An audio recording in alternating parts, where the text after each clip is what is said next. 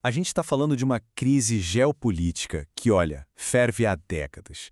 E agora parece que chegou no ponto de ebulição, colocando duas nações muito poderosas bem na beira de um conflito aberto. Nesta análise, vamos mergulhar nos eventos que nos trouxeram até esse momento tão crítico e entender o que realmente está em jogo para o mundo todo. E essa ameaça, nossa, não foi um sussurro nos bastidores, não.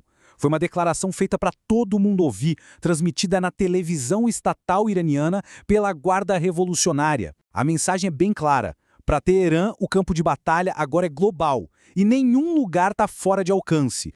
Então, o que foi que acendeu o estopim dessa nova fase? O que levou a uma declaração tão direta assim? O gatilho foi uma operação militar conjunta. Em fevereiro de 2026, um ataque coordenado dos Estados Unidos e de Israel contra alvos no Irã simplesmente transformou anos de tensão que estavam ali borbulhando sob a superfície em uma crise aberta. Isso redesenhou completamente o mapa geopolítico da região.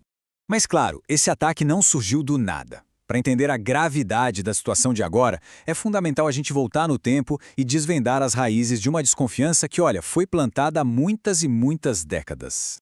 A relação entre os Estados Unidos e o Irã é marcada por uma série de eventos que, um a um, foram envenenando a confiança e criando cicatrizes que definem o conflito até hoje.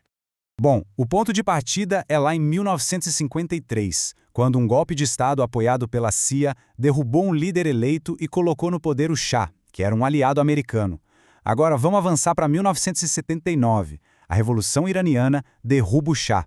A decisão dos Estados Unidos de acolher ele para tratamento médico foi vista como uma traição imensa, e isso levou militantes a invadir a embaixada americana em Teherã no mês seguinte.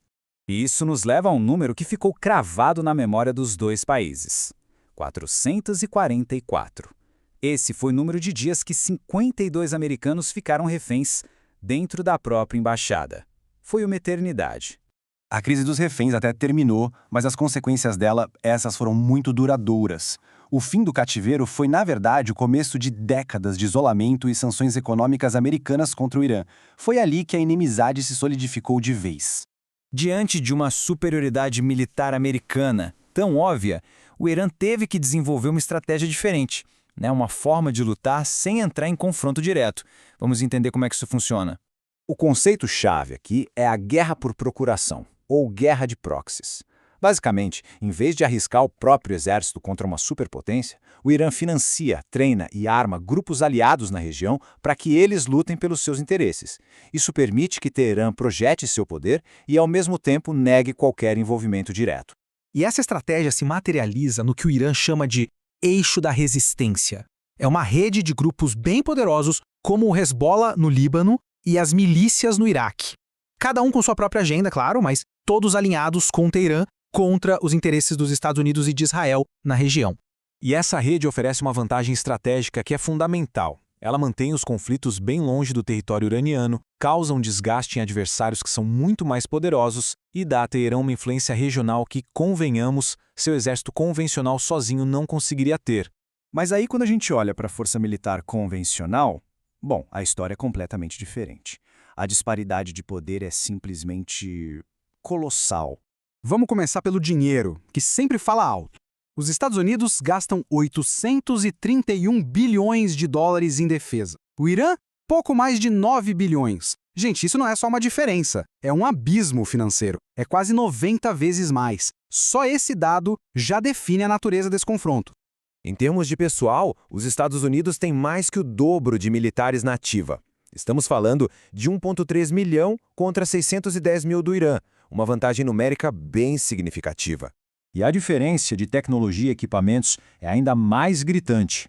Olha só, são mais de 13 mil aeronaves americanas contra pouco mais de 500 iranianas, e o maior símbolo de poder naval do mundo, os porta-aviões, os Estados Unidos têm 11, o Irã, nenhum. É o que a gente chama de um conflito totalmente assimétrico.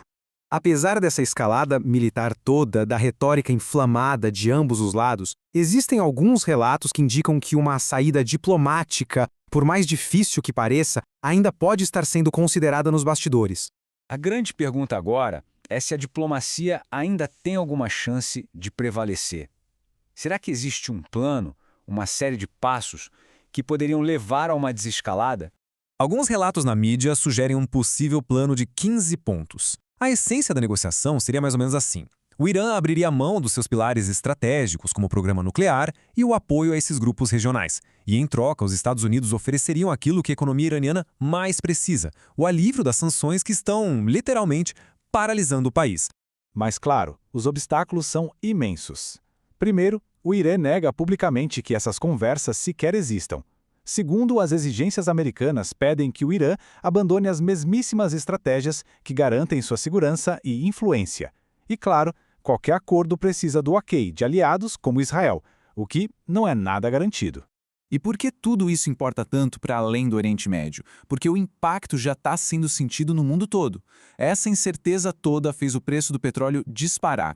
E isso afeta os custos de energia e de transporte em todos os lugares. É uma guerra regional com consequências globais. No final, a questão que fica é essa. Depois de mais de 40 anos de hostilidade, desde lá da crise dos reféns até hoje, o caminho a seguir vai ser o da vingança, que pode levar a uma guerra devastadora, ou ainda existe uma chance, por menor que seja, para uma resolução? O mundo inteiro está de olho.